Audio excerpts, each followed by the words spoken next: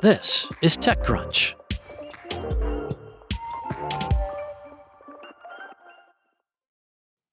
Over the past few months, AI agents undergoing cybersecurity evaluations have escaped their boundaries, accessed the internet, and in some cases hacked into real-world systems. The incidents have involved models from OpenAI, Anthropic, Meta, and most recently, Chinese AI lab Moonshot AI, with testing conducted by several different organizations, including a cyber evaluation startup called Irregular.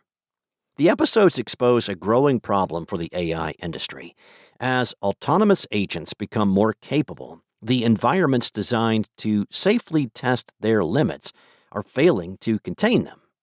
Sean O'Hegarty, director of the AI Futures and Responsibility Program at the Center for the Future of Intelligence at the University of Cambridge, told TechCrunch the number of these incidents that have taken place make clear that sandboxing and testing environment controls are not really keeping pace with the capability of the models. The nature of the models being tested adds to the risk. AI companies test cyber evaluations on unreleased next-gen models, often with the normal safeguards that restrict malicious behavior disabled so researchers can see what the models are really capable of. That means the security of the testing environment itself is a crucial line of defense. O'Hegarty said, "That's a very good thing to do in terms of testing, but it also means that if they manage to get out in the wild, they can cause considerable harm." In one of the most serious cases, an unreleased OpenAI model broke out of its sandbox and hacked into Hugging Face's production systems. In separate evaluations conducted by Irregular, Anthropic and Meta models reached systems outside their test environments after misconfigurations inadvertently gave them paths to the internet.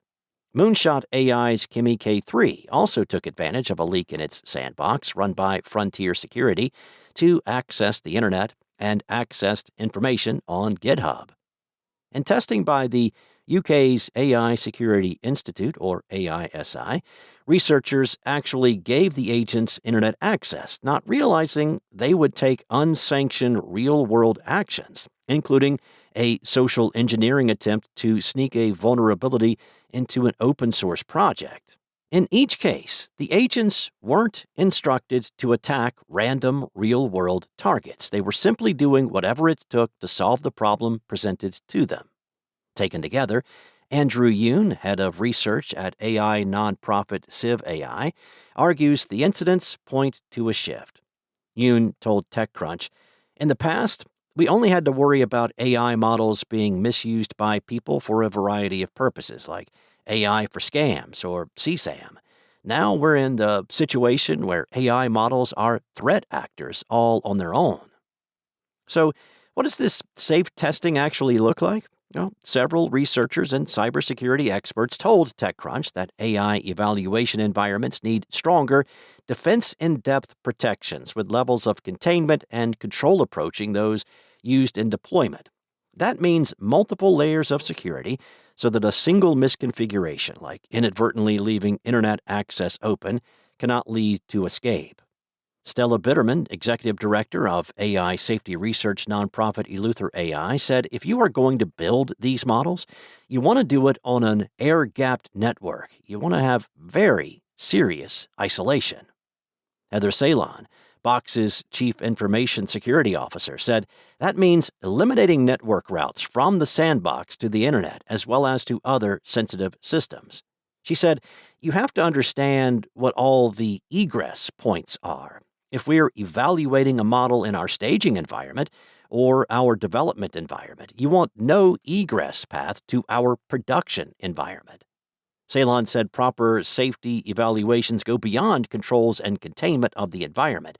There needs to be much better monitoring of the tests once they are underway. She said, "I think the interesting thing in several of these cases is that no one caught it when it happened.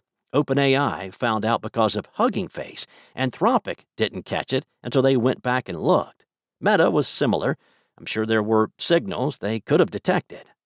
In Anthropic's post-mortem of these three incidents, the company admitted that both it and Irregular could have done a better job at monitoring, and that in some cases there were clear signs that something was amiss.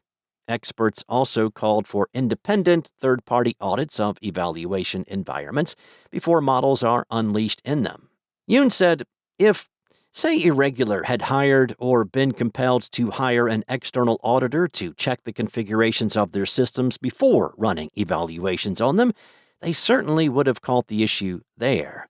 Even if people had a meeting ahead of time to just go through the checklist, they would have caught it. The fact that they didn't shows that there's some very severe corner cutting happening.